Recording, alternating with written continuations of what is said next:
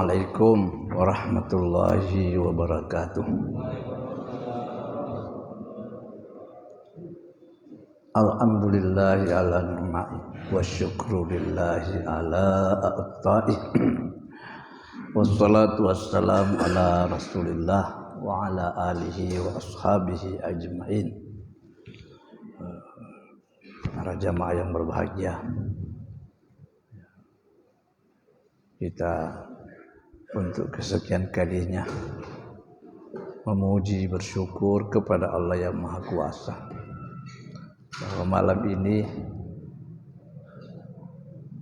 Allah masih memberi kesadaran, kemampuan untuk kita bersama-sama dalam kegiatan agama kita, bahwa kita semua telah beribadah, melakukan sholat berjamaah, dan kita masih dapat untuk melanjutkan pengajian kita. Kita membaca, kita mempelajari ayat-ayat Allah Subhanahu wa Ta'ala yang insyaallah malam ini kita sudah mulai masuk pada ayat yang ke-36. Jadi ayat yang ke-36 dari surah Al-An'am, ya. Surah Al-An'am. A'udzu billahi minasy syaithanir rajim. Innama yastajibul ladzina yasma'un wal mauta yab'atsuhumullah tsumma ilaihi yurja'un. Sebelum kita menterjemahkan dan menjelaskan ayat ini, perlu dipahami arah pembicaraan yang Allah katakan di dalam ayat ini, yaitu masih lanjutan penyampaian Allah kepada Nabi Muhammad sallallahu alaihi wasallam. Dalam keadaannya Nabi disedihkan oleh perlakuan umatnya, melihat gelagak atau perbuatan mereka yang sangat-sangat menyedihkan Nabi dengan adanya mereka mempermain-mainkan dakwah Al-Quran yang selalu Nabi sampaikan kepada mereka. Sehingga Allah Subhanahu wa Ta'ala di ayat yang sudah kita baca, pada ayat yang ke-35 yang lalu itu, Allah menyampaikan kepada Nabi Muhammad, wahai Muhammad, kalau memang terlalu berat rasanya kau rasakan bagaimana kalau memang penyelewengan atau penyimpangan umatmu itu terlalu berat kau rasakan, sehingga andai kata ada kemungkinannya kau dapat menggali terowongan ke dalam tanah, kau masuk ke situ, kau ambil bukti, kau tampil ke depan, perlihatkan bukti kepada umatmu. Atau seandainya kau sanggup bisa naik ke langit, bikin tangga ke langit, kemudian datanglah engkau membawa bukti-bukti yang bisa kau perlihatkan kepada mereka. Kalau seandainya hal itu kau sanggupi Muhammad, silakan. Artinya kalau andai kata ada kemampuanmu untuk itu Muhammad, lakukan saja. Kalau memang dengan itu Nabi dianggap baru mau artinya untuk mengobat hati istilahnya. Tapi hal itu jelas tidak terjadi. Tidak akan seperti itu yang bisa kau lakukan Muhammad. Yang pasti bahwa hati manusia itu dikendalikan oleh Allah. Orang Bugis bilang etania ilo Muhammad. tetaplah itu dibawa kekuasaan saya. Tapi begitulah Allah hendak menguatkan hatinya Nabi, sehingga Allah sampaikan, kalau memang hal itu kau sanggupi, silakan saja, lakukan segalanya. Tetapi yang pasti bahwa manusia itu tidak semuanya bisa sadar. Karena memang sudah aturan, sudah ketentuan Allah, surga, neraka itu harus berisi. Tetapi Allah tidak mau berlaku zalim terhadap hambanya sehingga memasukkan dalam neraka dalam keadaan begitu saja. Allah sudah tunjukkan, Allah kasih pertimbangan akal yang sehat, perlihatkan bukti-bukti kekuasaan dengan nasihat yang cukup menggugah pikiran perasaan mereka. Kalau masih tetap tidak menerima, ya bukan lagi Allah yang dianggap kejam. Jangan dianggap bahwa Allah itu kejam terhadap hambanya. Kalau menyiksa hamba dengan api neraka, ya itu ada sesuatu yang sangat-sangat wajarlah, karena yang menasihati kita ialah Allah. Lalu kenapa tidak terima? Nah, itulah yang kita lihat dalam keterangan-keterangan Allah pada ayat-ayat yang sudah kita baca. Di ayat yang ke-36 ini Allah sampaikan kepada Nabi Muhammad bagaimana memahami atau menanggapi dakwah itu dalam melihat dan memperhatikan siapa sebenarnya yang bisa menerima dakwah ini. Nah, inilah ayat Allah. Innama yastajibul ladzina yasma'un. Hanyalah yang dapat menerima. Yastajibu yang dapat menyambut atau memperkenankan. Apa maksudnya? Yang dapat menerima dakwah Muhammad, alladzina yasma'un. Orang yang memang mendengar dalam arti yang benar. Artinya yang diharapkan untuk menyambut dakwah agama itu Muhammad, dilihat dulu, ialah orang yang memang senang untuk mendengar keterangan itu.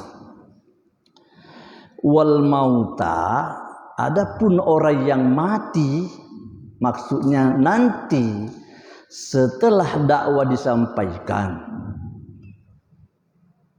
orang terima atau tidak terima, yang pasti kita mati. Ya, kalau seandainya orang tidak terima dakwah itu Muhammad, ya sudahlah, kita mati nama tahu. Jangan susah, jangan gelisah Muhammad, karena ada kematian. Ya ba'atsuhumullah, akan dibangkitkan kembali oleh, artinya akan dihidupkan orang. Tsumma ilaihi yurja'un, kemudian setelah semua orang itu bangkit, kembalilah orang menghadap kepada Allah. Artinya Allah menyampaikan ayat ini kepada Nabi untuk istilahnya orang untuk menyejuk-nyejukkan perasaan. Bayangkan Nabi dalam tantangan dakwah yang sangat luar biasa. Sulit untuk diprediksi, untuk dihitung berapa banyaknya air mata Nabi. Karena kesedihan melihat, memikirkan umatnya. Sampai Allah juga pernah bilang, "Hai Muhammad, sepertinya kamu itu mau bunuh diri. Seolah-olah kamu sudah mau dirusak oleh kesedihan." Sehingga Allah katakan, ajak mentali wa Muhammad. Nah, itu dipahami dengan itu karena inginnya Nabi melihat kita jadi baik. Saking ini maunya Nabi melihat kita jadi sadar, sampai Allah menegur Nabi Muhammad. Kenapa kau Muhammad seperti orang mau rusak diri gara-gara susah? Terlalu sedih melihat orang yang tidak mau taat. Jangan. Nanti kita, kalau kita istilah kita, nanti kita stres, nanti kita jadi apalah. Jadi Allah menyampaikan kepada Nabi, yang bisa mendengar dakwah itu Muhammad ialah yasma'un. Satu, yang harus ialah orang yang mendengar dalam arti kontak telinga luar dengan hati di sebelah dalam. Itu yang harus yasma'un. Mendengar di luar, telinga menangkap dengan pendengaran itu, kemudian itu menyentuh di dalam. Itu namanya yasma'un. Karena sekedar mendengar itu kan bisa. Kalau hanya untuk sekedar mendengar, betapa banyaknya orang yang mendengar, tapi yang didengar itu tidak menyentuh hati. Yang didengar itu tidak masuk ke relung kalbu yang sedalam-dalamnya. Padahal yang Allah maksudkan itu kalau mendengar ya telinga mendengar, kemudian hati menyambut. Ya kalau tidak ya mungkin sepertilah yang orang Bugis bilang maculi pamutu. Ada itu istilahnya nenek, maculi pamutu. Nah, apa maksudnya ini? Lebar itu lebar. Banyak telinga yang lebar, banyak. Tetapi tidak ada yang dia tangkap dari apa yang dia dengar itu, sehingga tidak ada pengaruh apa-apa. Itu dipahami kalimat seperti itu, maksud dan pengertian seperti itu karena Allah mengatakan innama, hanyalah. Artinya yang bisa diharap itu ialah yang pertama memang senang mendengar, dia mendengar dengan jujur, dengan ikhlas, kemudian hati menerima dengan ikhlas pula. Nah, lalu yang mati bagaimana nanti ya? Tiba-tiba di sini dari berbicara tentang mendengar dakwah, Allah lantas berkata, wal mauta yab'atsuhumullah. Apa hubungannya ini kalimat? Allah mengatakan bahwa yang bisa mendengar dakwah itu hanya orang yang suka mendengar dengan ikhlas. Tiba-tiba ada kata-kata wal mauta, orang yang mati. Apa maksudnya?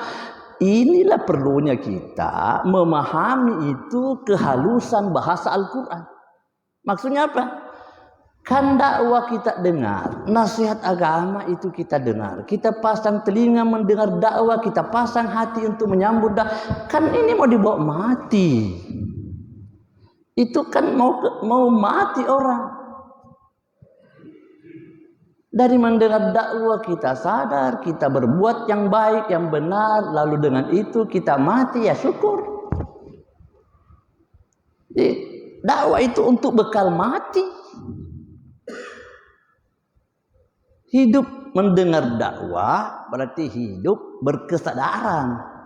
Dengan hidup berkesadaran akhirnya kita mati dalam keadaan kita mesti beruntung karena kita akan menerima hisab, perhitungan amal, penilaian hidup kita. Tentu hanya Allah yang tahu, Allah yang menilai kita. Nah, setelah kita nanti mati dihidupkan lagi, itu namanya ya ba'atsuhumullah tsumma ilaihi yurja'un. Setelah kita bangun dari kubur, bangkit dari kubur, kembalilah kita semua. Nah, kemudian bagaimana lagi selanjutnya? Wa qalu, ada lagi perbuatannya umat yang Allah sendiri sebutkan kepada Nabi Muhammad. Maksudnya Allah menyebutkan itu, meskipun hal itu memang Nabi juga tahu perbuatan umat itu, tetapi Allah menyebutkan itu untuk mendukung perasaan Nabi, supaya Nabi dapat lebih kuat di dalam menyampaikan ajaran itu. Wa qalu, mereka berkata, Muhammad, laula nuzzila alaihi ayah. Mengapa tidak diturunkan satu ayat? Ayat di situ mukjizat, keluar biasaan. Satu hal yang tidak disanggupi oleh manusia biasa ini. Itu ayat, mukjizat, tanda keluar biasaan. Padahal yang mereka minta memang sengaja minta yang sesuatu yang sifatnya tidak lebih daripada mempermain-mainkan Nabi. Jadi Allah mengatakan minta lagi tanda, minta lagi bukti. Dalam surah-surah yang lain itu juga banyak contoh yang dia minta. Ada yang minta kepada Nabi Muhammad, mana kebun kurmamu yang ada sungai di celah-celahnya? Tuh.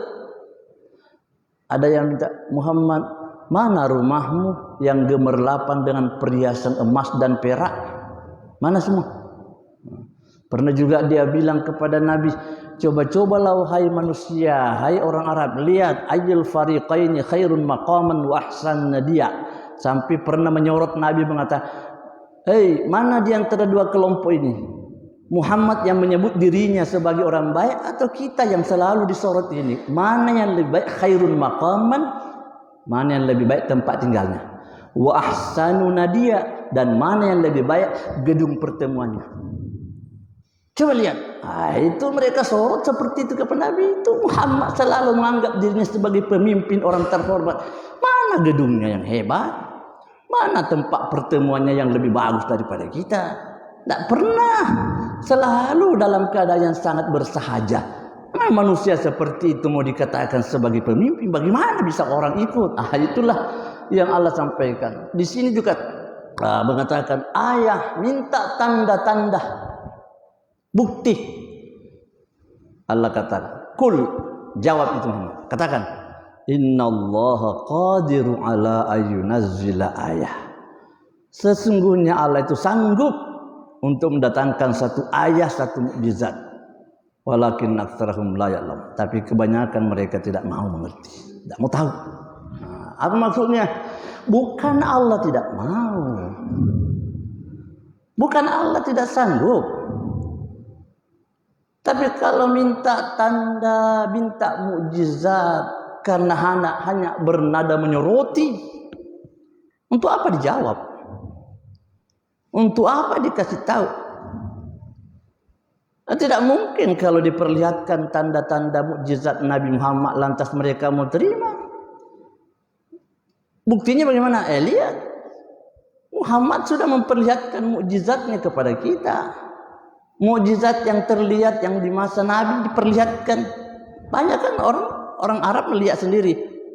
Pernah Nabi mencecahkan tangannya di dalam tempat air baskom besar.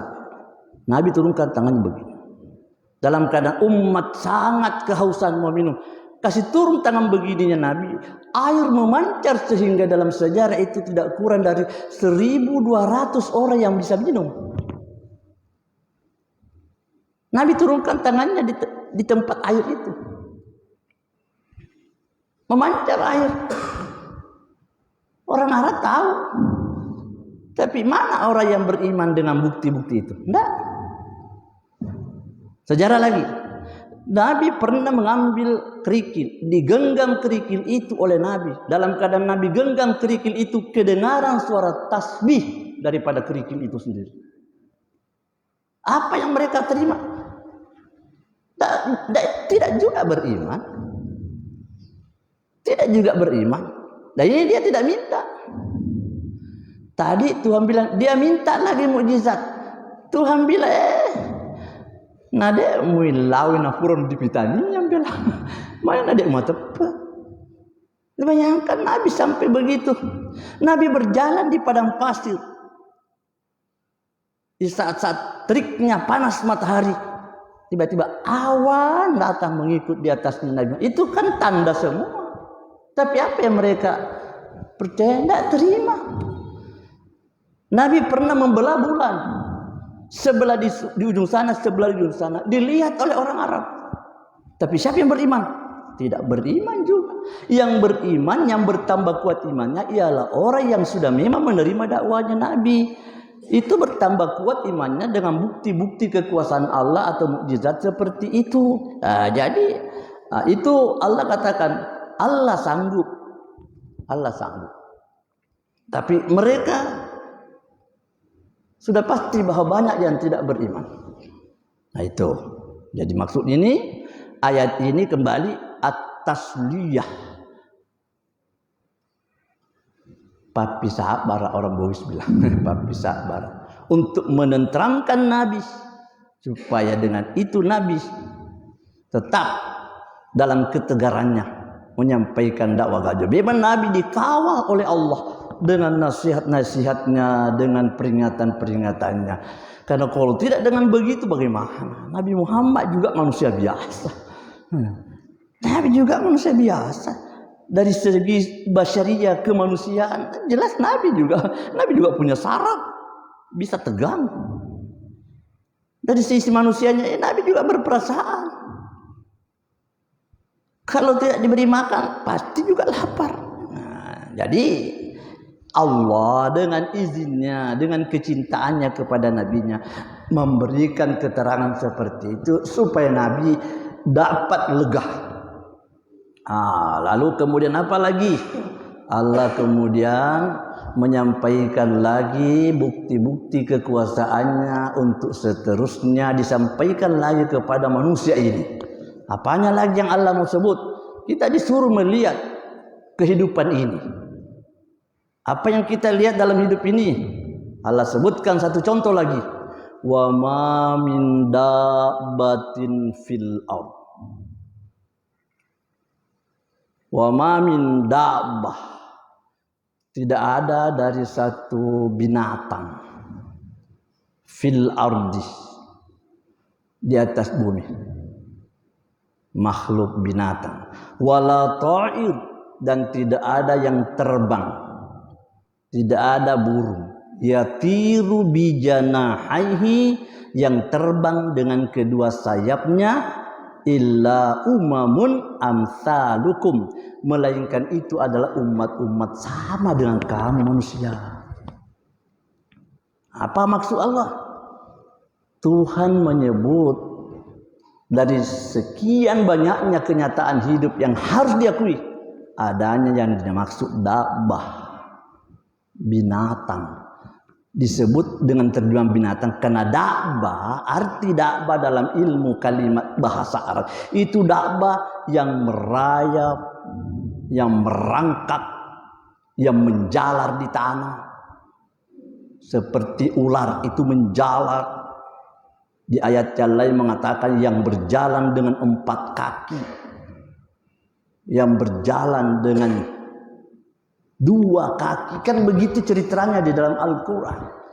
Sehingga dabbah itu artinya makhluk yang hidup di permukaan bumi, binatang yang hidup, baik yang namanya merayap, merangkak, atau menjalar. Nah, itu semua dabbah. Nah, ini yang kita lihat di atas hidup kita ini, kita melihat itu. Kita lihat yang berjalan dengan 4 kaki, yang berjalan dengan 2 kaki, yang berjalan dengan perut. Ada di dalam Al-Quran mengatakan mayamshi ala batnihi, ada makhlukku yang berjalan dengan perutnya, dia perut berjalan seperti ular umpamanya. Semua itu kan Tuhan sebutkan seperti itu. Kenapa Allah sebut itu?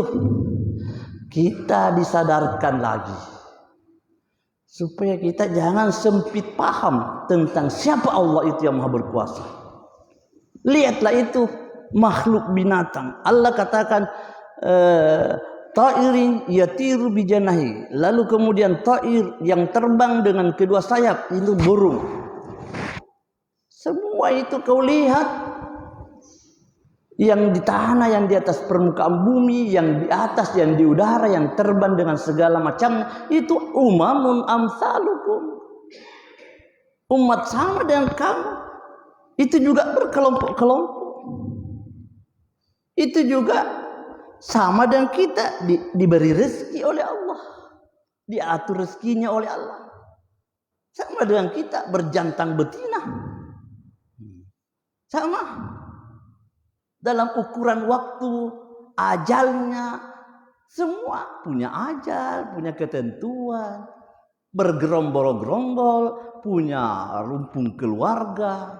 Sehingga kalau kita mau melihat pelajaran kita dengan pelajaran ilmu alam umpamanya, kita belajarlah, kita lihatlah itu bagaimana dalam hidup kita ini, sampai orang yang spesialis di dalam mengkaji ilmu binatang umpamanya.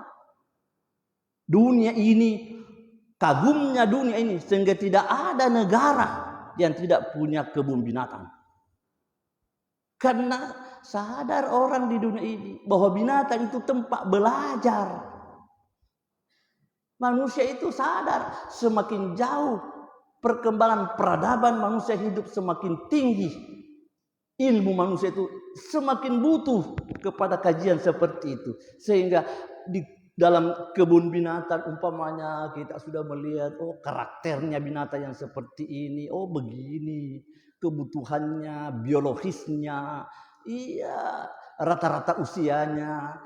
Dalam satu jenis binatang, taruhlah kalau misalnya kita katakan binatang yang kita biasa lihat sendiri, itu umat-umat seperti kita juga punya juga persekutuan, kelompok. Sama kalau bilang Bugis, Bugis juga itu bermacam-macam, macam-macam. Lalu kita bilang ular juga itu punya kelompok-kelompok, macam-macam pula ular itu. Semut terkecil yang sangat kecil, halus sekali, itu punya juga kelompok. Itu punya kepekaan, jiwa sosial yang luar biasa. Sehingga satu yang mencium bau makanan terpanggil temannya lain untuk berkerumun pada makanan itu. Itu kan kepekaan. Seperti juga kita. Kalau kita manusia ini mendapatkan jenis pekerjaan, taruhlah kita merantau, dapatkan lokasi tanah, subur, banyak, luas. Kita pulang kampung, cari keluarga, cari sahabat. Di sana kita pergi. Di sana banyak sumber-sumber penghidupan. Kita bisa berkebun di sana dengan begitu. Seperti itu Allah katakan binatang makhluk itu begitu juga. Begitu juga. Punya kelompok itu. Makhluk lebah punya kelompok. Punya jenis-jenis. Itulah yang Allah kata umamun amsalukum, itu umat-umat sama dengan kita. Rezekinya ya kita, kalau namanya manusia kita ini butuh rezeki, itu juga butuh rezeki. Kita ini punya ajal, dia juga itu punya ajal. Itu punya ajal dengan ketentuan Allah sendiri. Nah, kalau sudah bicara tentang masalah itu, tidak ada lagi campur tangan kita. Mengatur hidupnya jenis ular, jenis burung atau apalagi yang lain, itu tidak ada lagi campur tangan kita. Sudah tidak ada urusan kita lagi di sana.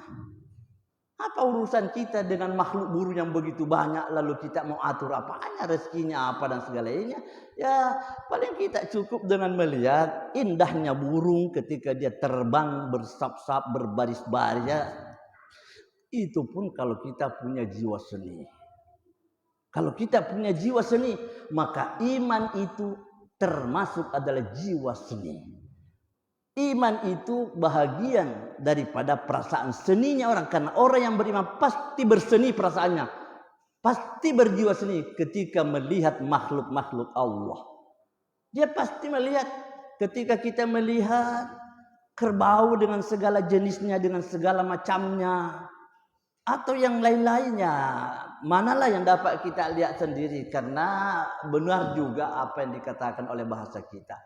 Memang kalau kita jauh berjalan kan banyak dilihat. Jauh berjalan banyak dilihat. Sama juga kalau bilang lama hidup banyak dirasa. Itu kan perasaan. Jiwa seni itu berperasaan kita. Ketika kita melihat makhluk itu. Makhluk binatang ini ya Allah begini modelnya. Lihat semut ya Allah. Kadang-kadang juga ada yang diborong untuk diserang oleh teman-temannya sehingga dia harus dibunuh. Itu juga makhluk. Semut seperti itu begitu.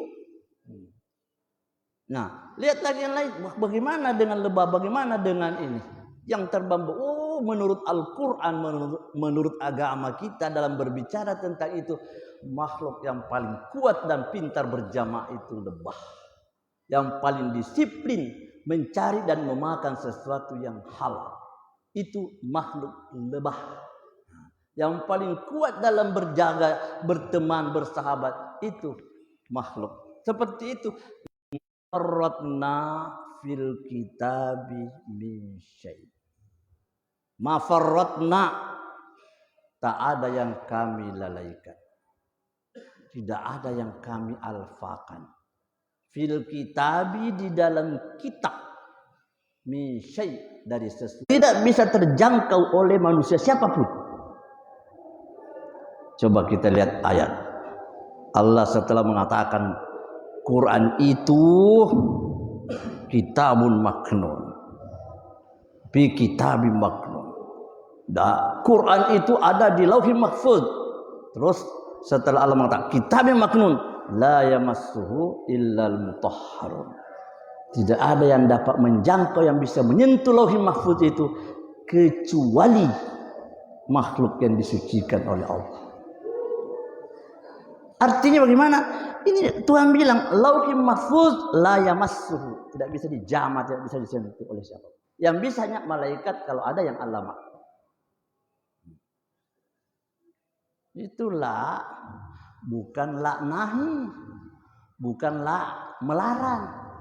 Sehingga la yamassuhu tidak bisa dibawa arti kepada tidak boleh menyentuh Quran kecuali orang yang ada wudunya. Baguslah kalau berwudu, tapi tidak ada pelarangan bahwa kita tidak boleh menyentuh Quran kalau kita tidak habis berwudu.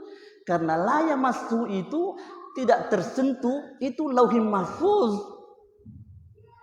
Itu yang Allah maksud. Di Lauhil Mahfuz itu tidak ada. Tidak ada. Artinya tidak ada campur tangan manusia di sana. Allah di sini dengan ayat ini mengatakan ma farratna, tidak ada yang kami alfakan. Jadi bagaimana maksudnya? Apa yang Allah tunjukkan contoh tadi. Binatang merayap, binatang yang merangkak, burung yang terbang dengan dua sayapnya itu, dengan segala jenisnya, dengan jumlahnya dalam satu jenis, dengan umur dan ajalnya tadi, dengan makanan kebutuhannya, dengan kebutuhan biologisnya, dengan tempatnya masing-masing, di mana jenis ini di negara mana harus banyak, di negara mana yang kurang, sehingga umpamanya kita kalau disebut umpamanya binatang ini umpama komodo, di Indonesia ada namanya binatang komodo. Komodo ini susah mencari di dunia ini, di mana selain di Indonesia. Allah ini semua fi kitabin. Allah tahu bahwa jenis binatang ini cuma di Indonesia banyak. Nanti di Afrika yang begini, di Afrika harus banyak. Itu tidak ada yang dilalaikan. Jumlahnya, jenisnya, dan segala-galanya. Kita ambil lagi kepada yang terkecil lagi, semut. Dalam setiap urusan kita selalu berbicara semut. Jumlahnya, jenisnya, ya persoalannya itu sendiri. Itu menurut Allah ma farratna. Tidak ada satu ekor semut yang tidak ada takdirnya di Lauhil Mahfuz. Tidak ada satu ekor semut dengan jenis yang bagaimana, yang tinggal di negara mana, kebutuhannya yang sangat penting baginya, kekuatan biologisnya bagaimana. Kalau umpamanya dikatakan ini berbahaya, ini beracun, itu semua itu ada di Lauhil Mahfuz. Dan Lauhil Mahfuz itu siapa yang atur? Itu Allah. Ma farratna, tidak ada yang kami lalaikan. Manusia dengan segala persoalannya semua ada di Lauhil Mahfuz. Bahkan ada hadis mengatakan takdir kita yang ditetapkan oleh Allah untuk kita itu sudah tercatat, sudah dibikin oleh Allah 50.000 tahun sebelum Allah menciptakan langit dan bumi. Saya dibayangkan 50.000 tahun sebelum Allah ciptakan langit dan bumi sudah ada di Lauhil Mahfuz, sudah ada dalam catatan Allah bahwa orang ini bernama ini, tinggal di sini, begini keluar biasaannya, nanti modelnya begini. Sudah. Jadi dari sisi mana Allah mau manusia ini mau main-main kepada Allah. Allah sebutkan seperti itu kepada Nabi supaya habislah alasan orang yang terlalu macam-macam terhadap dakwanya Nabi. Ma faratna fil kitab summa ila rabbihim yuhsyarun. Kemudian kepada Tuhannya dia akan dikumpulkan. Tadi disebut binatang, burung. Kemudian Allah katakan kepada Tuhan akan dikumpulkan. Berarti makhluk binatang, makhluk burung semua juga akan dikumpulkan oleh Allah di akhirat. Cuma persoalannya mau dibawa kemana? Apa balasan Allah kepada burung umpamanya dan sebagainya, itu bukan lagi wewenang kita untuk mengetahuinya. Karena Allah hanya menyampaikan hal itu supaya kita bulatkan pemahaman bahwa Allah Maha Berkuasa. Mau dia apa nanti burung di akhirat kalau dikumpulkan, mau dia apa nanti kerbau, mau dia apa itu gajah, mau dia apa itu semua binatang buas. Kalau dikumpulkan itu untuk apa semua itu? Sampai ada ayat mengatakan wa idzal wuhushu husyirat, apabila binatang buas sudah dikumpulkan oleh Allah. Berarti persoalan itu jelas. Nah, itu disampaikan oleh Allah. Allah tidak jelaskan bagaimana cara aku membalas kerbau yang nakal umpamanya, kuda nakal. Allah tidak ke situ lagi. Tidak ada gunanya untuk kita. Yang ada gunanya untuk kita memahami bahwa semua makhluk itu akan dikumpulkan oleh Allah. Supaya kita sadar betapa tidak terbatasnya kekuasaan Allah. Jadi dikatakan burung yang terbang dan semua makhluk yang melata di atas permukaan bumi ini ilaihi yuhsyarun. Akan dikumpulkan semua kepada Allah. Akan dikumpulkan. Nah, sekali lagi tidak ada ayat dan hadis Nabi yang menjelaskan untuk apa dia dikumpulkan, bagaimana caranya diberi balasan, apakah dia dapat surga atau apa, itu bukan urusan kita lagi. Hanya Allah memperkenalkan bahwa saya kuasai itu semua. Walladzina kadzdzabu biayatina. Nah, lalu kemudian dikatakan walladzina kadzdzabu biayatina. Dan orang-orang yang mendustakan ayat-ayat kami. Ini diulang kembali dalam sekian kali kita baca Quran. Selalu Allah menyebut ada saja manusia ini yang memang menolak Al-Quran. Kadzabu bi ayatina. Orang yang mendustakan ayat-ayat kami. Bagaimana memahami keadaan mereka? Tuhan bilang summun wa bukmun fid dzulumat. Dia itu menjadi orang tuli, menjadi orang yang bisu dalam kegelapan-kegelapan. Wah, sudah begini bahasanya Allah. Kalau kita menolak Quran, menentang Al-Quran, kita durhaka kepada Al-Quran ini, maka Allah mengatakan itu summun wa bukmun. Jadi tulilah kita itu. Jadi bisulah kita itu. Kenapa disebut tuli? Kenapa Allah bilang tuli itu? Karena tidak akan ada yang bisa membuat kita jadi sadar. Tidak ada sesuatu penyampaian, ajakan, nasihat yang dapat menyaingi baiknya nasihat Al-Quran itu. Jadi kalau Quran itu sudah tidak didengar lagi nasihatnya, maka Allah katakan tuli begitu. Tidak ada yang bisa membuat baik. Bukmun, bisu. Kenapa disebut bisu? Kalau kita sudah menolak kebenaran agama dengan menentang Al-Quran, itu berarti bisu kita. Tidak bisa lagi kita omong yang baik. Tidak akan ada lagi omongan kita yang bisa terarah.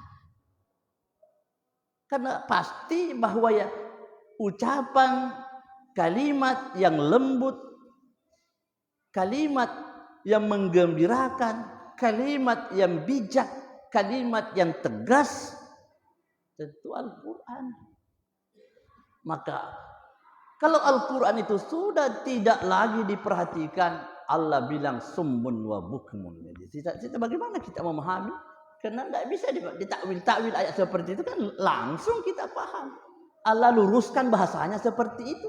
Kalau kamu mendustakan Al-Quran berarti kamu itu dianggap orang tuli dan orang bisu.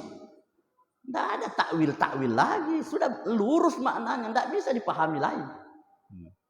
Di mana kita dianggap tuli, di mana kita dianggap bisu oleh Allah, fid zulumat, dalam kegelapan. Apa maksudnya? Zulumat itu jamak, banyak kegelapan. Kenapa disebut zulumat? Aduh, banyaknya gelapnya orang itu kalau mau menolak Al-Quran. Banyak sekali kegelapan. Dia pergi ke dunia bisnis, akan gelap dia di situ. Dia bawa dari kemana saja. Kalau kita sudah menentang keterangan agama Allah, maka kita penuh dengan zulumat. Gelaplah cara berpikir kita, gelaplah pikiran, gelaplah hati, gelaplah perasaan kita. Susah kita memikirkan sesuatu yang membahagiakan hidup. May yasha'illahu yudlilhu. Siapa yang dikehendaki oleh Allah, yudlilhu, dia akan sesatkan. Apa maksudnya? Ya, kalau memang Allah sudah menghendaki orang itu sudah diponis sebagai orang durhaka, sesat saja.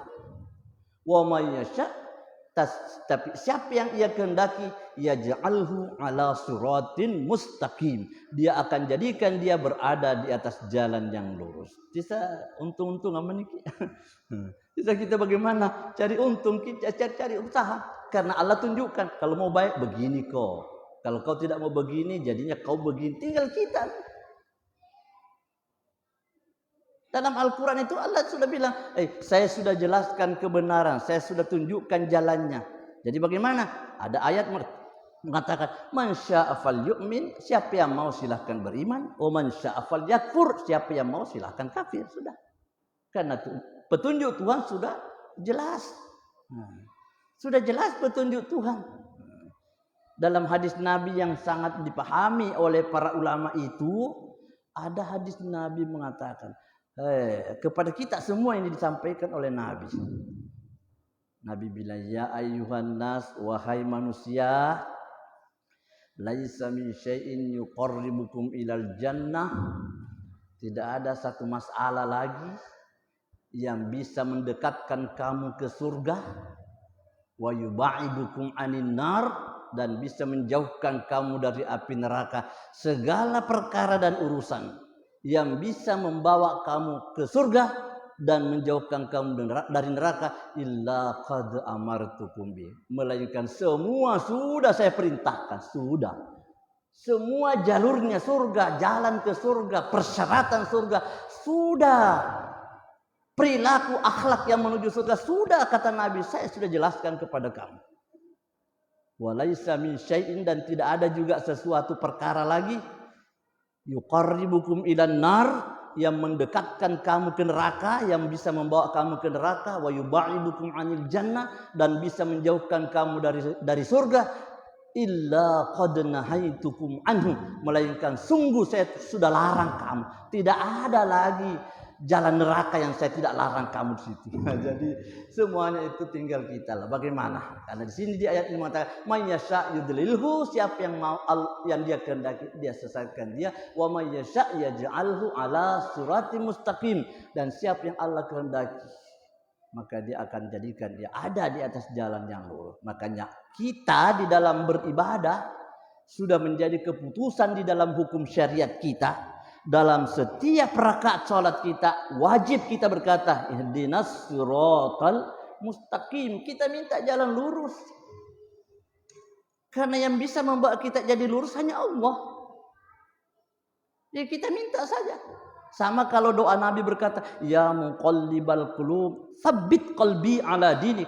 Wahai Tuhan yang memutar-mutar hati, wahai Tuhan yang membolak-balikkan hati hambanya, tsabbit qalbi ala dinik, teguhkan hatiku ya Allah di dalam agamamu ini. Teguhkan, karena kalau tidak dengan hidayah Allah, hati ini liar. Liar memang hati kita. namanya qalbun. Dibahasakan di dalam Al-Quran sebagai qalbun. Qalbun itu kalau menurut artinya kan, qalbun itu kan kita pahami hati. Tapi qalbun itu kalau mesti mau diterjemahkan lagi, qalbun itu arti bahasanya itu bolak-balik. Itulah arti qalbun, bolak-balik. Pura elok, pura teah.